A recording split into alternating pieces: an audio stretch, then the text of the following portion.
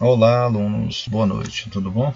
Bem, hoje é 23 de abril de 2022 e eu abro essa aula aqui, onde eu havia prometido fazer uma revisão para vocês, sobre a teoria dos conjuntos, que é o assunto de peso e de maior conteúdo ou objeto do conhecimento, conforme falamos em sala de aula durante todo o mês de fevereiro, a partir do dia 7, quando as aulas iniciaram, até o presente momento em abril, além de algumas revisões, que as turmas do primeiro ano fizeram em torno do ensino fundamental, principalmente na questão de aritmética, porque todas as áreas que consagram a matemática, seja álgebra, aritmética, geometria, é a parte que envolve porcentagens, as funções de um modo geral, e as aplicações em probabilidade, geometria analítica, quaisquer áreas, em modo geral, enfim, todas elas precisarão da aritmética, Mas o nosso assunto de peso foi teoria dos conjuntos, não é isso?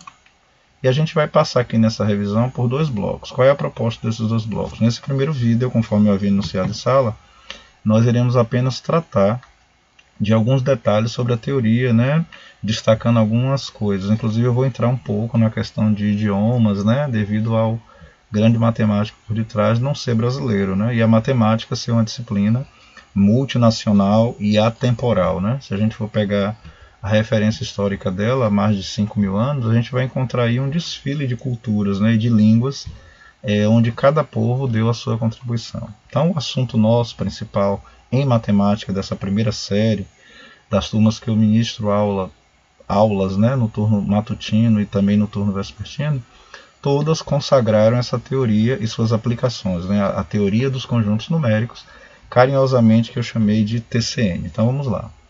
O pai da criança, por assim dizer, conforme eu brinco em matemática, em sala, é esse matemático aqui, Aqui mostrando uma foto dele de 1870, tá aqui, Uma foto dele de 1870, o nome dele é Georg Ferdinand Ludwig Philipp Cantor.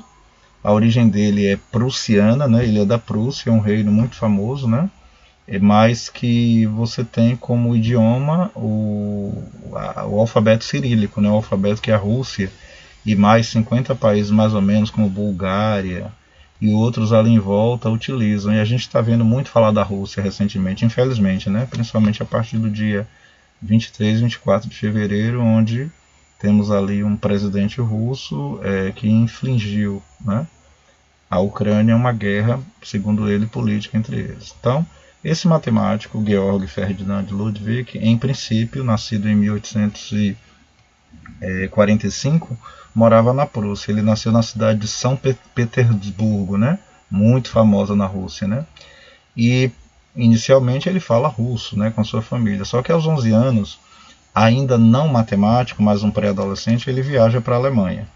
Lembrando que essa região também foi dominada por impérios alemães ou germânicos durante muito tempo, Então existe uma proximidade entre eles, não só linguística, embora os alfabetos sejam diferentes, mas há muita relação entre um e outro. Veremos no decurso dessa aula. Esse matemático, então, ele cresce a partir dos 11 anos com sua família, ou seja, em 1845 ele nasce na Prússia. Somado a 11 anos, em 1856, então, ele passa a morar na Alemanha e, claro, vai falar o idioma alemão, que engloba as mesmas letras do nosso alfabeto com alguns acréscimos, E aí, na Alemanha, ele vai crescer, vai se formar, vai se interessar por engenharia civil, depois vai mudar um curso dele para matemática. E na graduação, o Georg Cantor, ou aqui para a gente cantor, o Georg Cantor, ele vai então se graduar em matemática e vai entrar no aspecto de analisar o universo matemático, numérico, como infinito ou finito, ok? Então, em princípio, a que se destina essa teoria dele? A teoria, conforme esse quadro aqui mostra, é justamente organizar essas classes numéricas finitas e infinitas em coleções ou conjuntos. A pergunta é, por que você está de máscara até agora? Bem, eu vou tirá-lo um pouquinho, o incentivo da máscara foi apenas o mesmo que a gente faz em sala de aula. Então, durante esses 4 minutos e 37 segundos, eu procurei mantê-la, apenas para a gente lembrar do procedimento. Apesar da gente ouvir as autoridades falarem, a gente deve se precaver ainda, bem como com o uso de álcool em gel, que falamos em sala. Então, eu vou pedir licença para tirar a máscara aqui rapidamente.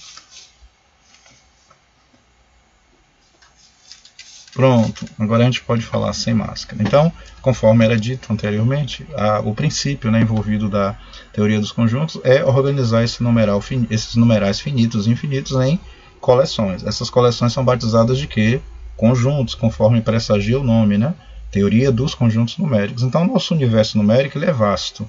Em sala de aula eu dei vários exemplos, como o preço da passagem, que a gente usa um decimal, mas às vezes a gente chega para pagar a cobradora ou cobrador com R$10, que está um valor inteiro, né? Georg Canto, analisando isso, essas nuances, né, ou essa variação ou variabilidade, né, de numerais no universo, ele agrupa. Então vamos ler aqui uma definição tirada da internet, que diz o seguinte sobre essa teoria. Os conjuntos numéricos eles são importantes para que se possa agrupar números com as mesmas características, ou seja, restrições. Os conjuntos numéricos possibilitam o agrupamento, ou seja, a formação de coleções, né, de números que se enquadram em determinada restrição. Essa restrição são regras, né? Assim como talvez sua mãe te restrinja de sair num período chuvoso em detrimento de uma possibilidade de adquirir gripe, né? Os pais ou os parentes ou os mais velhos que são mais cuidadosos e experientes, via de regra, eles podem te dar um conselho restritivo. Então, restrição aqui a gente entende o que subentende o sentido, regras, né? Então, esses numerais também vão obedecer a regras. Por exemplo, há muitos conjuntos numéricos, sendo os mais conhecidos o conjunto dos números naturais, né? E outros que a gente pode destacar. Uma outra referência na internet, vindo para cá, diz que a teoria dos conjuntos é o campo do conhecimento que estuda as relações e agrupamentos de diferentes elementos matemáticos. Eu acrescentaria aqui elementos matemáticos, eu acrescentaria aqui a palavra numéricos, né, para ficar mais consoante, né, ao tema. Opa, vamos colocar numéricos, né? Embora a gente faça muito uso de simbologias, né, para transcrever uma linguagem, né, porque a teoria dos conjuntos tem uma linguagem, assim como a gente falou do país de origem do Georg Canto, que é a Prússia, né, a Rússia, a Praça de São Petersburgo, né, a cidade de São Petersburgo. Então ele aprendeu inicialmente a conversar em russo, né, com seus parentes, claro, e aprendeu o alfabeto. A partir de 11 anos, um outro. Então, assim como os alfabetos e os idiomas têm regras, então, e é uma língua, né, e assim são utilizados na língua, mesma coisa ocorre com a matemática, ela tem uma linguagem própria. Então, a teoria dos conjuntos em sala de aula, eu subdividi em 8 tópicos, lembra? O primeiro tópico foi a definição de história, acabamos de falar um pouco dela, né? Conceitos primitivos, né, que são aqueles conceitos de, na teoria, cada coisa que faz parte de uma coleção, como se fosse um dia da semana, por exemplo, que faz parte da coleção semana, é chamado de elemento. Lembra disso? Então, os conceitos primitivos, a gente pode até aproveitar esse espaço aqui para escrever, né? Quer ver aqui se eu consigo. Pronto. Os conceitos primitivos que a gente tem são, primeiro, elemento, né? Bem, está muito claro aqui, né? Vamos para uma outra lousa que nos dê mais possibilidade de trabalho, né? Digamos assim. Fique melhor. Essa daí fica melhor quando a gente amplia, né? Mas deixa eu tentar ir aqui para um outro espaço. Pronto. Esse espaço aqui nos vai ser muito legal, por exemplo. Então, esses conceitos iniciais, né, que a gente fala, ou primitivos, são esses conceitos, né, de elemento, de conjunto ou coleção, e também do que a gente chama de relação de pertencimento ou pertinência, né? Pronto, aqui aguardando sua lousa aqui abrir, né? E para a gente poder trabalhar. Então, vamos pegar uma ferramenta aqui, lápis, né? Já tinha deixado algo aqui sobre atividade até, né? Mas vamos fazer aqui. Deu certo? Deu, pronto. Esses conceitos primitivos são elemento, né? Então, tudo aquilo que pertence a uma coleção é um elemento. Então, a gente pode ter um elemento dentro de uma coleção que se constituiria em um tipo de conjunto, né, unitário. Ou nenhum elemento, que a gente chamaria de conjunto vazio, que vocês aprenderam no tópico 5. Um outro conceito primitivo seria o conceito de conjunto, né? Todas essas coleções são batizadas com o nome conjunto. E a gente tem uma forma de conversar entre eles, né? Essa forma de conversar é chamada relação, né? Relação de pertinência. Lembra? Então, nessa relação de pertinência, os elementos e os conjuntos dialogam entre si. Só tem uma ressalva a ser feita, né? Qual é a ressalva? Vamos tentar fazer algo aqui assim, do tipo... ir para... deixa eu ver aqui. Pronto, aqui tá bom. Então só tem um detalhe. Quando a gente fala de elemento para conjunto, usamos símbolos, como eu falei, uma linguagem própria. Esse símbolo está no item 3 da teoria, chama-se símbolos lógicos, né? Então, com um elemento, ele se relaciona com o conjunto com o símbolo pertence ou não pertence. Só existem essas duas possibilidades para a gente ou relacionar ou não relacionar um elemento com o conjunto. Vamos dar um exemplo? Se eu tiver o elemento vogal A, deixar um tracinho aqui e escrever aqui conjunto das vogais, né? Então, o que é que a gente aprende? Que é verdade que o A faz parte da coleção vogais? Sim. A é o que na teoria de Georg Cantor, ou seja, TCN, a teoria dos conjuntos? A é um elemento e vogais é um conjunto. Qual é o símbolo ou quais são os símbolos utilizados nessa conversação? Bem, se o A de fato faz parte das vogais, será pertence. Todavia, se eu tiver o mesmo A e colocar aqui alfabeto alemão, aliás, não funciona porque ele está no alemão, né? Eu queria fazer uma outra coisa diferente. Vamos fazer assim. Vou pegar aqui a borracha. Não entendi porque que a borracha não funcionou. Borracha. Pronto. Então vamos lá. Se eu pegar aqui o A e colocar alfabeto, vamos colocar aqui hebraico, né? Que tem 22 letras a 24. Há duas situações para esse A, não é? Que a gente pode usar um símbolo ou outro. Justamente a relação de pertinência, né? O A pertence aos vogais? Sim, pertence. Agora a letra A pertence ao alfabeto hebraico? Jamais. O alfabeto hebraico só tem consoante, né? O antigo. Então, assim, a gente tem aí a clareza, né, do que Georg Cantor fez ao chamar de relação de pertinência. Ok? Relacionar um elemento ao seu conjunto através de um símbolo, né? Esse símbolo é justamente um símbolo chamado lógico, né? Lógico da palavra grega logos, que quer dizer razão. Então a gente entra aqui com essa explicação no terceiro item, né? Símbolos lógicos. E aí durante a aula a gente viu alguns, não é isso? Quarto item da teoria foi a descrição de um conjunto. Esse conjunto ele pode ser descrito, expresso ou escrito de várias maneiras. Pelo menos a gente consagrou as mais usadas, né? 3, né? Uma que é pelo diagrama de Venn, quando a gente tem, deixa eu ampliar essa tela aqui bem, fazer aqui mesmo, pronto. Quando a gente tem aqui uma curva fechada, né, que a gente chama de diagrama, vamos simbolizar aqui por A, que todo conjunto ele é nomeado, não é isso? Com uma letra, no caso no Brasil, do nosso alfabeto latino, de A a Z, e aqui dentro a gente coloca o que? Os símbolos. Então eu posso dizer que esse conjunto A é o conjunto dos números ímpares. Então eu vou escrever 1, 3... menos 1, né? Menos 3, 5, menos 5, né? Como eu não especifiquei que tipo de conjunto numérico é, a gente sabe que os ímpares podem andar à direita de 0 à esquerda, né? Então aqui eu procurei colocar alguns elementos. Esse conjunto é finito? Não, ele é infinito, a gente sabe disso. Mas aqui estão alguns elementos. Essa forma de descrever um conjunto é chamado diagrama de Venn. A segunda maneira da teoria que está lá é quando a gente coloca essa mesma letra maiúscula, né, claro, sempre para designar o nome de um conjunto. O mesmo ocorrerá com os conjuntos numéricos. E agora, em vez de abrir um diagrama, que foi John Venn, né, que criou, daí o nome diagrama de Venn. O que é um diagrama? É uma nave espacial? Não, é uma curva fechada, conforme dito, né? Uma curva fechada. Precisa ser um círculo, precisamente? Não. Não é? Não existe isso. Precisa ser um oval, uma elipse? Também não. Veja que a gente fez aqui de forma manual, não precisou de nenhum material técnico como um compasso, né, para fechar essa figura como se fosse um círculo. É perfeito, de forma alguma. É uma curva fechada, só apenas isso.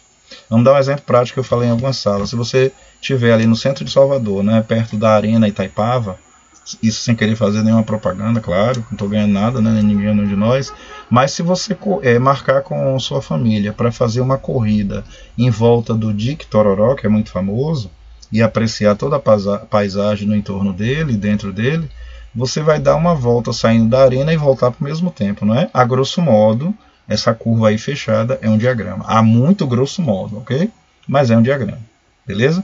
Então não há essa obrigatoriedade que tem que ser um círculo. Voltando à segunda maneira de representar um conjunto, a gente colocou a letra A igualdade, só que a gente não usa esse diagrama, a gente usa agora um elemento chamado chave, né? E aqui dentro da chave a gente procura explicitar ou mostrar... Calma, eu fiz um erro aqui, deixa eu apagar aqui algumas coisas, porque como esse conjunto ele é infinito, é melhor a gente começar com as reticências, assim, né, do lado de cá, né? E aí a gente procurar, deixa eu chegar para cá mais um pouquinho, pronto. E a gente procurar, então, colocar aqui, né, menos o 5, né? Em ordem sempre crescente, né? Menos o 3, menos o 1, né? O 1, né? Já que esse conjunto se refere aos ímpares, né? 3, 5 e assim sucessivamente. E sabemos que isso vai, ó, continuar. Não é isso? Pronto. Essa é uma segunda maneira de explicitar ou mostrar os elementos de um conjunto e o conjunto. Beleza? É o que a gente aprendeu aqui como descrição de um conjunto. Falaremos mais quando chegarmos em intervalos numéricos. Tipos de conjunto, passamos também por eles. A gente fez essa divisão aqui entre tópico 5, né, e o tópico 6. Lembrando que na turma primeiro CM, a turma de Vitória, né, Salatiel, Silas, né, e outros ali, Caio e outros, Luan, né, a gente fez uma junção, juntou esses dois tópicos aí, né, num só, e a gente, em vez de chamar 5.1, né, os subtópicos até o 5.7 e mostrar os tipos de conjunto, a gente fez até 5.12 mais ou menos, né, se eu não estiver enganado, já unindo. É a única diferença na turma primeiro C, as demais não, a gente separou. Então a gente pode ver que nessa teoria 5 e 6 a gente aprende os tipos de conjuntos, e a gente unitário, né, vazio, disjuntos, iguais, né? E no 6 a gente aprendeu especificamente os da teoria de Georg Cantor, que a gente vai falar daqui a pouco. A gente pode até relembrar alguns símbolos que foram usados na teoria. Por exemplo, o símbolo N, né, para diferenciar do alfabeto N, da letra do alfabeto N, é um símbolo que designa os naturais ou conjunto dos números inteiros absolutos, né?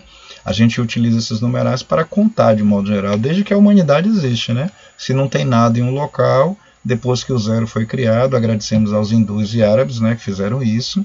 E no século XIII, o matemático Leonardo de Pisamo, ou Leonardo de Pisa, ou Fibonacci, divulga uma obra em latim na Europa chamada Liber Abate, que quer dizer livro do cálculo.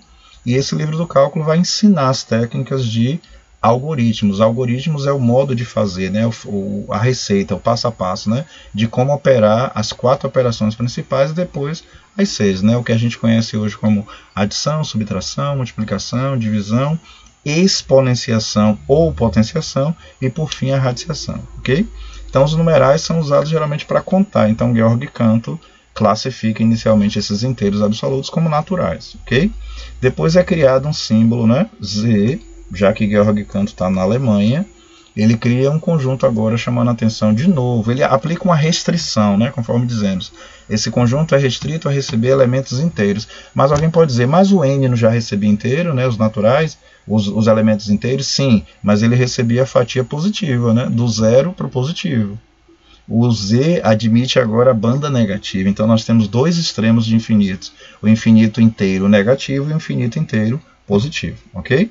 O Z vem do alemão, né, do verbo Zahl, né, onde eu vou fazer uma pausa já para a gente assistir um vídeo de 2 minutos e 44 segundos, apenas para a gente ver outra pessoa explicando isso.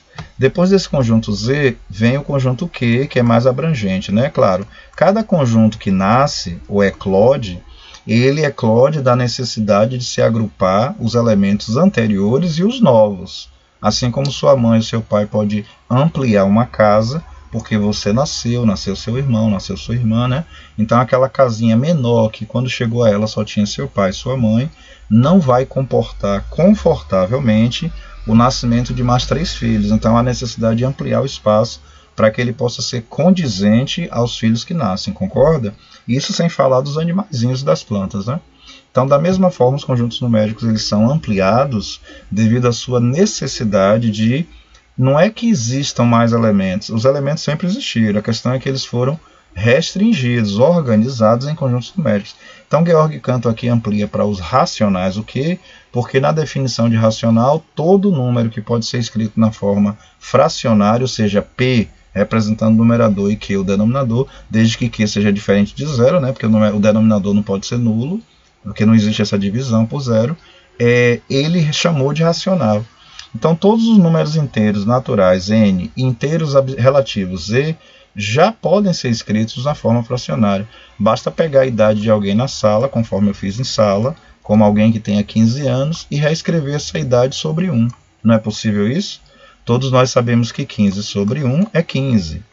Então, aquele número inteiro, né, que a gente estava acostumado a falar 15, ele pode ser reescrito como 15 sobre 1. Então, Georg Cantor faz isso para ampliar o conjunto. Então, ele diz, olha, agora toda fração é racional. Os outros já eram, né, conforme dissemos. Mas agora também teremos decimal exato. Por exemplo, a passagem de ônibus, né, 4,40, né? Ou um perfume que você passa no shopping, tem aqueles vendedores, né, de perfumaria dizendo, olha, aqueles bem baratinhos, leve 3 por R$119,90. Perceba que não completou R$120. Tem uma parte inteira, 119, e uma parte decimal, 90. R$90 não tem na segunda casa. A primeira casa após a vírgula é décimo, a segunda centésimo. Daí o nome centavos, né, que vem do latim de centi, com C, né, quer dizer 100. Então veja que Georg Cantor é muito sábio, né, na sua teoria, porque ele aqui organiza uma coisa mais próxima da realidade. A gente não usa só inteiro, né? A gente não usa só inteiro negativo também, a gente usa frações. Que dizer daquela receita de bolo que manda colocar 2,5 xícaras? 2,5 xícaras é igual a 3 xícaras? A resposta é ridícula, mas é óbvia, né? Claro que não, né? Se fosse igual ou fossem iguais, não teria uma diferença de 2,5 xícaras para 3 xícaras. Uma coisa são 3 xícaras, outra coisa são as 2,5 xícaras, não é? Quer dizer, a gente sabe que existe esse universo de inteiro e decimal. E Georg Cantor faz isso e chama isso de racionais. Uma outra situação de um número racional são as dízimas periódicas, aquelas famosas divisões, por exemplo, 2 sobre 3, né? Ou 2/3, que quando você divide encontra 0,66666, ou seja, um numeral infinitesimal que se repete. Essa parte que se repete chama-se período, e por ele se repetir, por se repetir chama período, né? Periódico. E por ser o sistema decimal adotado de 10 em 10, é decimal, então o nome nasce daí, né? Dízima periódica. Não tem o dízimo da igreja que alguns dão, né? Então, dízimo não é uma referência a 10? Pois bem, dízima também, né? Então, o nome dízima periódica remete a isso. Ah, então tudo isso é racional? Exatamente. Vou apagar aqui os exemplos para não ficar muito poluído, né? A nossa aula aqui nesse momento. Lembrando que haverá uma aula, um vídeo, somente sobre a parte prática, né? Aqui eu estou só na teórica, conforme eu avisei, né, de antemão. Então vamos aqui mais um detalhe sobre a teoria. Depois do conjunto Q, há numerais decimais que não puderam ser escritos na forma decimal, é o caso de raiz quadrada de 3. Então o que é que Georg Cantor faz? Cria um novo conjunto, o chamado IR, irracionais, reúne esses elementos dentro dele e diz assim, olha meus filhos, vocês existem, vocês não são filhos sem pai não, né? Só que ele entende que não dá para ficar esse abismo, né, de racionais e irracionais. Na verdade, a união, vamos usar um símbolo lógico aqui, né, a união entre os racionais, né, e os irracionais, concorda? Né? Forma o que? O próximo conjunto, né? Os reais. Então, depois dos racionais, nós temos os reais. Para quem copiou a teoria toda, né, analisou o que foi dado em sala de aula, nós já estamos aí no 5º conjunto numérico, né? Essa teoria se encontra para a maioria das turmas, exceto a turma 1º C que eu mencionei, e a turma também 1º tempo integral, ela se encontra no item número 6, né? Tipos de conjuntos numéricos, ok? Lá tem tipos de conjuntos, que é o item 5, voltando aqui, ó, né? Que são 7, e somente os numéricos, que estão separados como conjuntos numéricos no item 6. Depois, Georg Cantor vai perceber que há uma situação que os reais não conseguem responder. É quando nós temos radicais com o índice aqui par, e que aqui dentro tem um radicando negativo. Esse tipo de conta a gente não consegue resolver dentro dos racionais, porque toda conta aritmética no racional, nos reais, tem a sua contrapartida. Por exemplo, a contrapartida ou a conta inversa à adição é a subtração. Isso é logicamente compreensível, né? Isso se dá muito quando a gente paga algo e recebe o troco, né? De algo. Por exemplo, a passagem mencionada de ônibus, R$ 4,40 e uma cédula de R$10. Automaticamente a cobradora ou cobrador volta para ti R$ 5,60. Seu cérebro faz logo o seguinte, foi tirado R$ 4,40 de 10. Qual é a conferência dessa conta chamada de prova real? Eu somo o troco, R$ 5,60, com a passagem, né? Então veja que a passagem havia sido tirada, menos subtração. E o troco me foi dado como troco, né, em relação à cédula maior. Mas como é que eu faço a prova agora real? Eu somo. Então perceba que o inverso da subtração é a soma, né? Então a gente soma 5,60, que é o troco, mais 4,40, desculpe, isso resulta em 10. Então percebe? Então no conjunto dos números reais sempre tem uma contrapartida, né? A contrapartida da adição é a subtração e vice-versa. A contrapartida da multiplicação é a divisão e vice-versa. Pense aí em uma festa sua que sua mãe vai fazer, ou uma brincadeira entre amigos, pode ser um aniversário natalício, muita gente comemora, e ela quer quantificar quantos salgadinhos vão fazer, tal e tal, para que todo mundo saia saciado, porque se alguém não comer, você já sabe, né? Vai ser baixaria. Bem, voltando à aula. Então, para não ter essa baixaria, porque você sabe que tem gente que gosta disso, sua mãe é muito perspicaz e seu pai. Então o que é que eles fazem? Gente, vamos fazer uma quantificação, né? Vamos aqui ver quantos beijinhos, salgadinhos, empadas, né, vão ser produzidos para que todo mundo se alimente e não tenha problema. Geralmente se faz até para sobrar, não é isso? Então vamos supor que nesse universo de salgadinhos, cada pessoa irá... sua mãe planejou 9 itens diferentes. Está podendo, né? 9 itens diferentes. E aí, tirando o bolo, né? Que o bolo é sagrado. Se não tiver bolo, é a morte, né? Então, vamos lá. Programou 9 salgadinhos diversos, para a gente não tomar muito tempo. E a sua mãe fez uma estimativa com você, depois de uma listagem de pessoas, que provavelmente iriam à sua festa em torno de 170 a 200 pessoas, considerando que você alugou um lugar para ir e tal. Beleza. Vamos estimar em 200. Se sua mãe pensou em 9 salgadinhos para cada pessoa, para ninguém, né, ter bafafá, sua mãe faz o que para saber quantos salgadinhos serão confeccionados? 9 vezes 200, concorda? Essa conta nos dá quanto? Primeiro, se o número termina em 2 zeros, a gente já transpõe ou coloca para lá os 2 zeros, né? E 9 vezes 2 dá quanto? 18. Então, qual é o mínimo de salgadinho que seus pais pretendem ou podem fazer para não ter baixaria, né, na festa? O povo não comer e sair aquele bafafá. No outro dia que foi na festa de Vitória, ou foi na festa de Tatiele do primeiro A, né? Ou foi na festa de Rafael do primeiro AV, ou foi na festa de Júnior, né, do primeiro BV, ou foi na festa de, sei lá quem mais, Ana Clara do primeiro F, né? Ou dos 4, Gabriel do primeiro B, né? E aí não comeu. Para não ter isso, os pais fazem o quê? Olhe, no mínimo a gente tem que fazer quantos? 1.800. Os pais, na prudência, arredondam, pegando esse 8 aqui, arredondamento, arredondam para quantos salgadinhos? Para não ter bafafá, 2.000, né? É isso?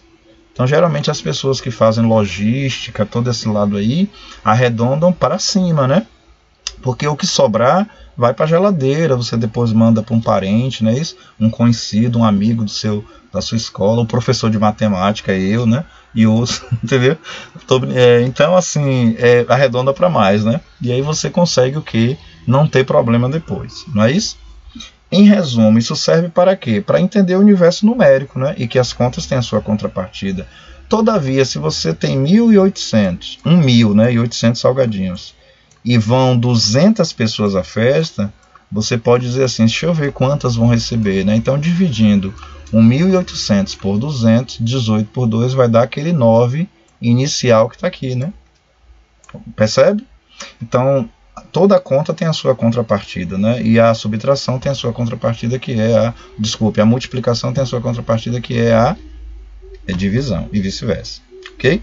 Então, já que temos um caso que os reais não resolvem, que é aquele caso da raiz quarta, né, por exemplo, de menos 2, né, esse índice aqui pode ser par, sempre, né, 2, 4, 6, 8, lembrando que quando é 2 a gente não escreve, é o que aparece nas calculadoras. Esse índice aqui sendo par, a gente não consegue encontrar um valor x que elevado à quarta potência, né, que é o inverso da radiciação, resulte em menos 2, concorda? A gente não encontra, ou seja, não existe, né, essa operação em R. Usando um símbolo lógico aí não existe, não é isso? Então Georg Cantor sabe que vai existir uma resposta para isso dentro do seu universo numérico. Ele vai batizar esse último conjunto aqui em cima, depois dos reais, como complexos. Ok? Como complexos. Então fica aí essa dica. Também eu posso chamar a atenção que nesse material de aula, que eu primeiro escrevi todas as aulas, aqui nessa parte rosa, ou no tom rosa, né, o rosado, estão todas as aulas aqui, ó, desde o início, né, que eu mencionei todos os tópicos aí, e que foi mandado em forma de PDF para a sala, então para as salas, né? Então quem está desatualizado tem aí os 8 tópicos bem explicadinhos. Lembrando que o tópico 8.5, que eu mencionei, deixa eu olhar aqui, tentar localizar ele, o 8.5, né, me parece que está aqui embaixo, na parte azul já, né? Eu chamei a atenção que se trata aqui já do último tópico, né? Que é isso aqui ao lado, intervalo numérico, ó. Tá vendo? Aqui a gente tem as operações entre conjuntos também, que é o tópico 7, né? Que está aqui nesse material azul. Também tem aí para você e também foi dado em sala de aula. E o último tópico é o 8. Então, quando você estiver passando alguma coisa limpo do tópico 7, que vai do 7.1 ao 7.4, convém lembrar que o tópico 7.5 está no 8.5. Eu chamei a atenção disso em sala de aula, porque na hora que eu estava escrevendo, redigindo toda a teoria, eu esqueci um detalhe, né, sobre as operações aritméticas do tópico 7. E eu a inseri no tópico 8. Então, por favor, em sua casa, conforme eu orientei em sala, o tópico 8.5, na verdade, você vai escrever ele no tópico 7.5. Que é uma operação. Na verdade, é a reunião de duas operações, né? A união, simbolizada por esse símbolo lógico, e a interseção, que é chamado número da união de elementos, né, de um conjunto e tal, que eu chamei a atenção em sala de aula. Do outro lado, que a gente vai fazer no vídeo 2 que eu mencionei, nós temos aqui a revisão geral, né, que foi mandado para vocês no dia 5 de abril, tá vendo aqui, né? 5 de abril, hoje, portanto, é 23, vamos fazer uma operação aritmética, 23 menos 5 dá 18, então esse material está na sua mão há 18 dias, e em algumas salas eu já corrigi, né, algumas questões, então se você perceber aqui, tem todas as orientações aqui, né, tem um texto que abriu essa atividade, que foi um texto de Machado de Assis, apenas uma mensagem que eu passei para vocês, a minha área não é essa, mas eu sempre gostei de trabalhar com uma mensagem de incentivo, um texto, né? Porque a vida às vezes já é tão amarga, né? Ou algumas pessoas a tornam, né? Que eu aí coloquei essa mensagem inicial vinda, não minha, né? Mas do Machado de Assis. Quais são então os objetos do conhecimento de fato para nós? Tá aqui, ó. É o que vai tratar essa proposta. E veja quais são as perguntas. Como se chama o matemático russo, né, idealizador da teoria? Então você vai perceber que essa atividade, como eu disse em sala, ela é toda cronológica, né? Ou seja, do primeiro tópico ao oitavo. Ela foi trabalhada assim. E em algumas salas eu já comecei a resolver. Para você que vai reclamar que na sua sala não foi resolvida, acalme seu coração, né? Disse Jesus, porque a gente vai resolver no outro vídeo que eu mencionei sobre a parte prática. Eu não vou resolver todas, senão o vídeo vai virar 2 horas, mas eu vou preconizar uma resolução de alguns itens, os outros ficam no seu entendimento, lógico, você é inteligente, é apenas um repeteco. Mas a gente vai se ater a toda a teoria em forma dessa pesquisa aqui, ok? Que é no vídeo 2, onde eu vou estar respondendo algumas questões aqui, claro, relativas à teoria, beleza? Então essa é a explicação. Ainda falando um pouquinho sobre Georg Cantor, né, que é o pai da nossa teoria, eu coloquei aqui apenas como curiosidade, uma foto dele em 1870, né, aqui, se a gente lembrar que ele nasceu em 45, ele está aqui com 25 anos, né, de idade. Esse texto aqui fala um pouquinho, em torno de 50 países usam o alfabeto da língua dele, que é o alfabeto cirílico, né, utilizado pela Rússia. A Rússia está muito em voga nesse momento devido ao que ela faz, né, com a Ucrânia. e em torno de 50 países aqui, ó, Bielorrússia, Bósnia, Herzegovina, Bulgária, Cazaquistão, Macedônia, Mongólia, Montenegro, né, Quirguistão, Rússia, Sérvia, Tajiquistão, né, e Ucrânia usam esse alfabeto, né? Então esse é o alfabeto nativo dele, tá aqui as 33 letras, ok, do alfabeto cirílico, né? Tem algumas nuances com o nosso, né, mas não é igual ao nosso, claro. E a pronúncia, né, para quem quiser também ampliar. Lá depois no material que eu vou fazer para vocês, um outro material, talvez no Google Forms, eu coloco esses links, né, para quem quiser se interessar em aprender alguma coisa, ok? Porque é sempre bom aprender, né? Enquanto a gente vive, é bom aprender. E também, como ele muda para a Alemanha, eu coloquei aqui um detalhe sobre o alemão, né, porque o alfabeto alemão ele tem suas peculiaridades, né, tem algumas características únicas.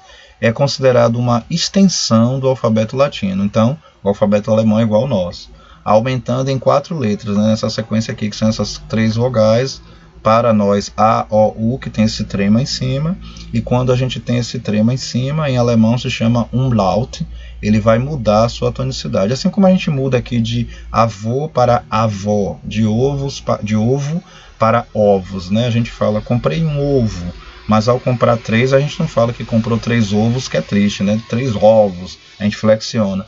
Então, essa flexão, digamos assim, a grosso modo em alemão, é dado por essas 3 letrinhas aqui, mas nossa aula não é sobre isso, né? E essa outra letra aqui, que é o E7, para a gente, em alemão, no caso, funciona como se fosse um dígrafo, um 2S. Você pode ter, por exemplo, em alemão a palavra estrada, né? Foi o exemplo que eu dei em sala de aula. Vamos tentar escrever aqui estrada em alemão, né? Geralmente o artigo em alemão é o das, né? Se referindo a coisas neutras, né? Das, a estrada, né? Das. E a gente teria aqui essa letra, né? Em alemão. Strasse, né? Strasse, ok? Das Strasse, então seria estrada. Então esse umlaut aqui, né? Umlaut nesse E7, né?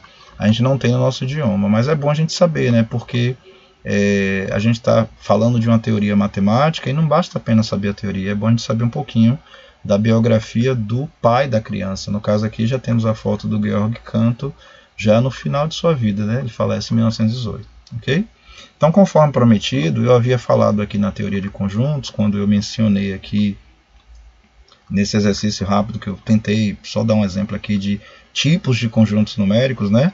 O N, naturais, o Z, inteiros relativos, o Q, racionais, o IR, racionais, o R, né? Reais e o C, complexos. Eu chamei a atenção que falaria sobre o Z, não é isso? Então agora eu vou pegar aqui um link que eu já deixei aqui a pesca, digamos assim, né? Ah, professor, não pode pescar, né? Realmente não pode, mas fazendo vídeo pode, entendeu? Então nós temos aqui alguns detalhes. Eu já deixei até pronto. Eu vou pegar aqui o link do vídeo, né? Apenas, deixa eu ver se eu coloquei aqui. Bem, eu vou deixar o link aqui e vou direto para a internet, né? Porque eu já deixei lá na internet pronto, né? Para a gente assistir. É uma breve explicação, digamos assim, do que é esse Z, né, de onde ele vem. Como eu falei, vem do alemão, né, deriva do alemão do verbo zahlen, né, os verbos em alemães regulares costumam terminar em EN. Então vamos ver esse vídeo aqui, que é rapidinho, 2 minutos e 44 segundos, para ver essa explicação, né, se eu conseguir aqui, porque tá, deixa eu ver aqui. Eu deixei numa posição aqui da imagem ruim, né, para eu acionar, peraí, deixa eu ver se eu consigo. Pronto, aqui. Então assista aí esse vídeo, né? Vamos ver se ele roda direitinho.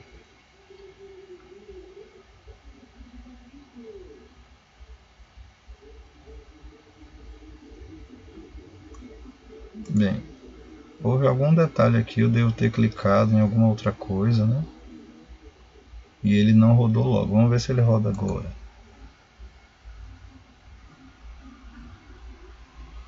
Uma propaganda, inclusive, em alemão, né? Interessante. Vamos ver. Se a internet deixar ele rodar, ele roda.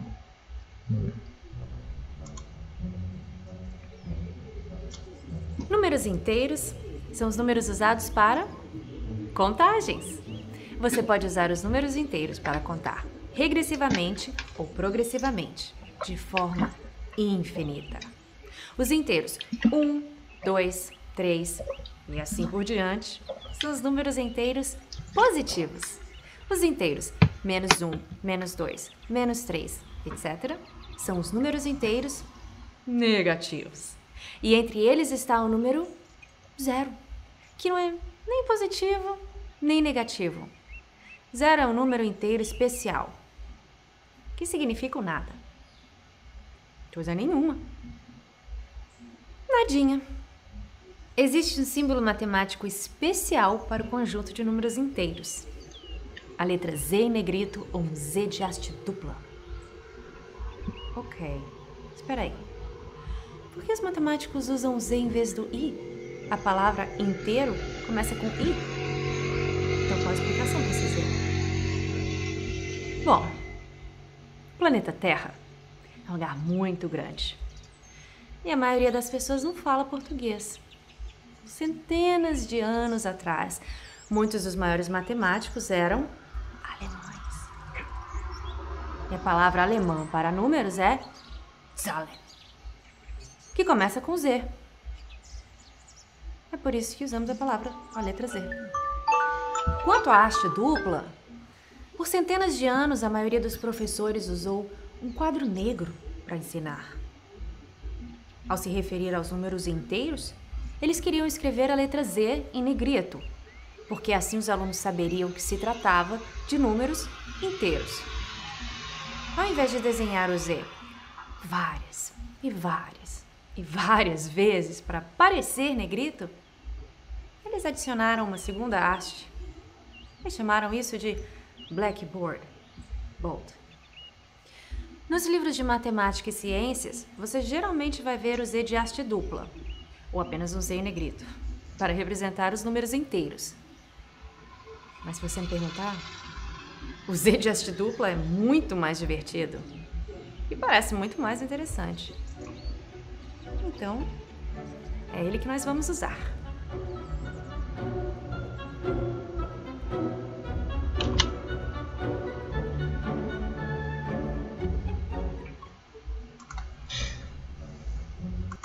Bem, então vocês puderam, né, ver aí algo interessante, né, sobre isso. Agora, para a gente finalizar nossa aula um pouquinho, vamos ouvir só um pouquinho da pronúncia do alfabeto em alemão, né, o alfabeto, para a gente poder só aguçar a curiosidade. Não se preocupe que esse link vai ser mandado para você, né. Aqui à sua esquerda, aqui a gente encontra todo o alfabeto, né, onde está o cursor aqui em maiúsculo, né, tá aqui, ó. E para só aguçar a curiosidade, quem gosta de idioma, né. Então vamos lá, já que a gente está falando de teoria dos conjuntos, a Alemanha está em voga, né? Georg Cantor estava lá, a teoria foi feita lá e defendida a tese de mestrado dele. Então vamos ouvir um pouquinho do alemão. A, B, C, D, E, F, G H, I, J, K, L, M, N, O, P Q, R, S, T, U, V, W X, Y, Z. Ok? A, B, C. Só para aguçar um pouquinho a curiosidade. E por que não um pouquinho do russo, né? Vamos ouvir um pouquinho? Também?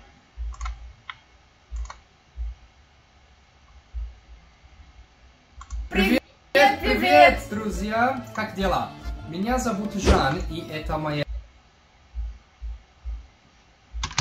жена Анжела.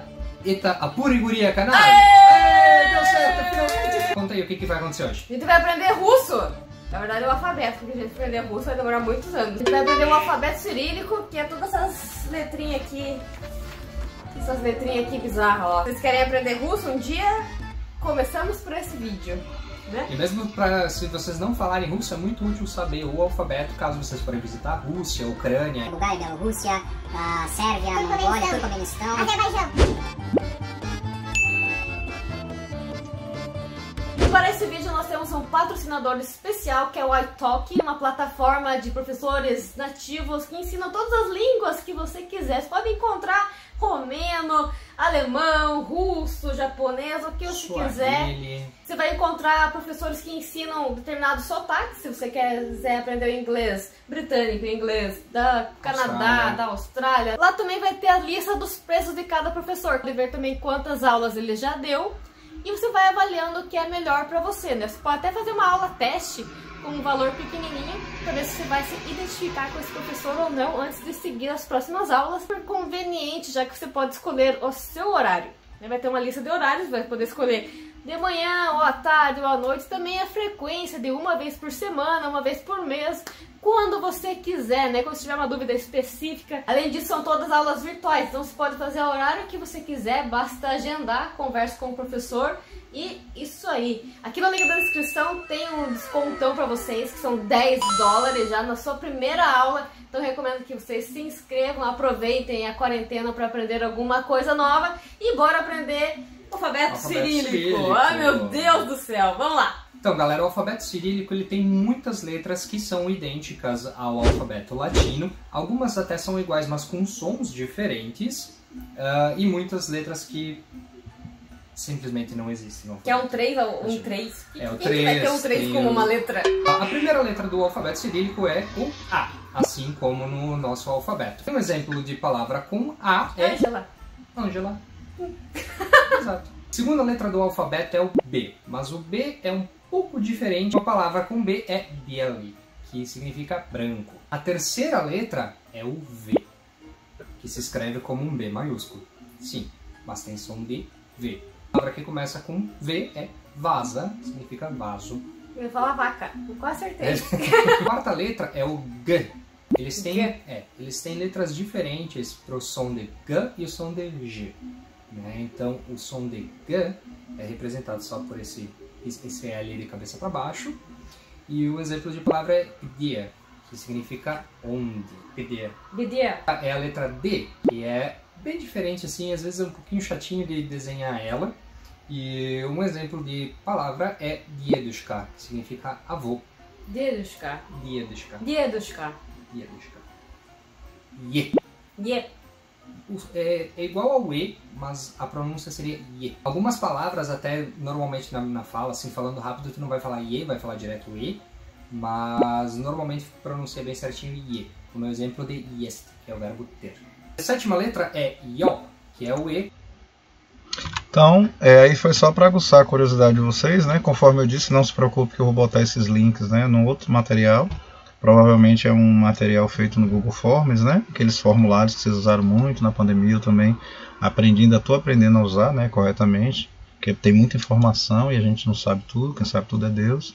Mas aí é para finalizar a nossa parte teórica e vocês terem um pouquinho do gostinho, né, da história. Então, recapitulando o que vimos, né, aqui só para fechar, o foco foi qual? Foi a gente revisar a teoria de uma forma em que a gente pudesse repassar, abri algo errado, repassar pelos 8 tópicos. Deixa eu tentar abrir aqui novamente,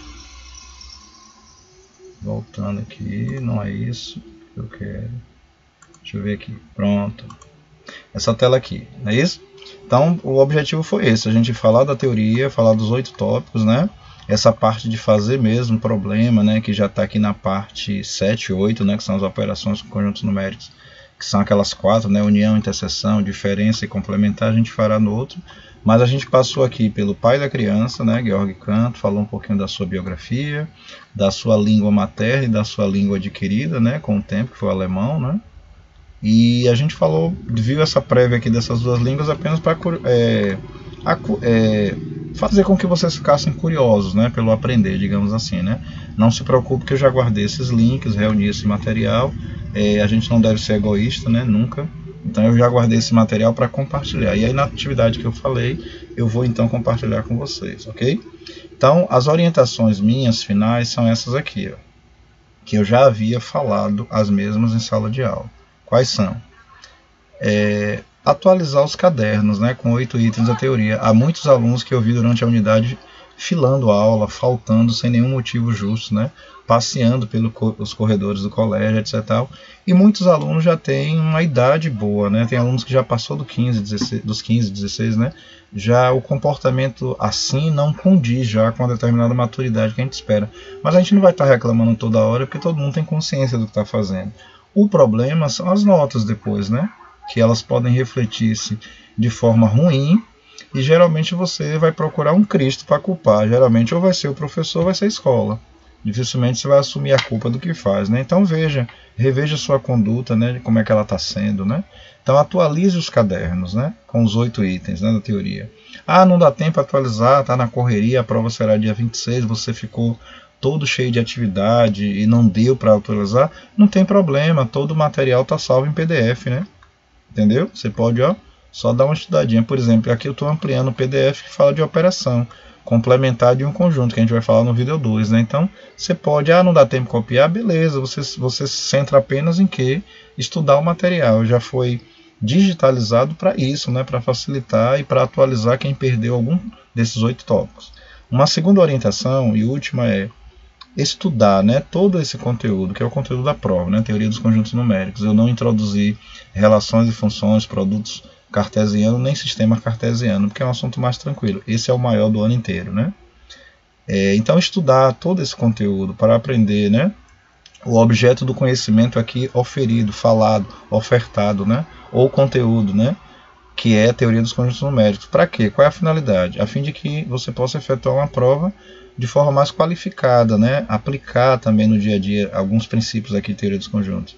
E depois algumas turmas vão fazer o nosso teste, né, que é após a prova, porque houve feriados, alguns problemas que dialogamos em sala, e a gente não podia pegar vocês agora e tem que fazer um teste, obrigar, né? Algumas turmas a gente conseguiu até fazer juntos, né, dentro do diálogo. Esse teste foi previsto para menos de 50 minutos, né? Tem 6 questões, das quais 3 são objetivas e 3 são abertas, né? E a maioria dos alunos que estudaram e fizeram não viram grandes dificuldades. Talvez uma dificuldade maior foi com uma conta que apareceu, que no vídeo 2 eu estarei resolvendo problemas, então eu vou aproveitar e fazer uma revisão lá com dízimas periódicas e frações, né, que são conhecimentos do ensino fundamental 2, lá do 6º ano, que podem ter ficado anuviados ou não estudar. E lembre, aritmética e as operações é para a vida, não é para o colégio Edivaldo Brandão Correia, não é para a faculdade que você vai adentrar. As contas aritméticas, saber operar, é para a vida, entendeu? Porque você vai precisar da aritmética, da álgebra em muitos momentos da vida. Se você for para uma área específica do cálculo, ou que requeira muito cálculo, como a área de marcenaria, pedreiro, enfermagem, medicina, né? Imagina em medicina aplicar um remédio errado, a dosagem errada por não saber conta. Vai matar um paciente, entendeu? Homicídio, né? Talvez culposo e doloso, né? De acordo com a lei. Então, saber aritmética básica é importante para a vida, não é para o matemático, para a professora de matemática, o professor, o colégio Edivaldo Brandão, ou quaisquer colegas da área de cálculo. Não é para nós a importância. O que a gente faz é para a sua vida, né? Para que você seja um cidadão, né? Formado de forma plena. Por isso que o BNCC, né? A Base Nacional Curricular Comum, de acordo com a Lei 13.415 de 2017, que mudou o ensino médio para o novo ensino médio, coloca todas as disciplinas que vocês receberam para que se forme a cidadã, o cidadão, entendeu? Por isso que tem todos esses conteúdos durante todos os anos, para formar o cidadão, a cidadã. Que área depois você vai seguir, escolher, é um direito seu. Mas essa formação integral é pressagiada, mostrada, refletida, amparada pelo Ministério da Educação, MEC, né, no Brasil, e pelas leis, né? Então não é uma invenção do colégio, das diretoras, dos professores, letiva, tal, não. Isso está respaldado no novo ensino médio, ok? Vai aí ampliando seu conhecimento, estudando. Pega esse vídeo, que já está em 53 minutos, né? Mas dá uma estudada, perceba que é o tempo de uma aula. Analise quantas aulas foram dadas durante a unidade, né? E vai ser gravado agora em seguida um vídeo apenas sobre a parte prática, resolvendo problemas, ok? Conforme eu havia prometido. Esse primeiro foi teórico, né? Dando essa rebuscada geral, e o segundo a gente adentra então só na parte prática, beleza? Um abraço, fiquem com o Supremo, fiquem com Deus. Para cada um que tem a sua fé, o seu Deus pode ter um nome, mas eu acredito nesse Deus aqui, ó. Eu vou escrever o nome dele aqui com o tetagrama, né? YH, né? VH. Tetra é 4 em grego, então tetragrama são 4 letras, né, no nosso alfabeto latino, que transliteram o nome de Deus em hebraico, chamado de El Hashem, o Eterno, Elohim, né? E a gente traduz em português como Yahvé, Javé, Jeová, né? Isso está na liturgia da igreja. Ao visitar o Vaticano você vai encontrar esse nome aqui em hebraico também, né? Em hebraico seria Het, Yod, Het e Val, lido da esquerda para a direita, né? Então a gente teria aí a transliteração do nome do Supremo, embora o respeito caiba a qualquer um que tenha a sua crença, né? Isso está respaldado pela Constituição, artigo número 10, né? Do Código, não da Constituição, da Carta Magna de 1988, que é direito de crença. Então, a finalização é: fiquem com o Supremo, né, do universo, estudem, levem a sério. Um abraço para todo mundo. A gente se vê no próximo vídeo, a parte prática. Beijo, abraço.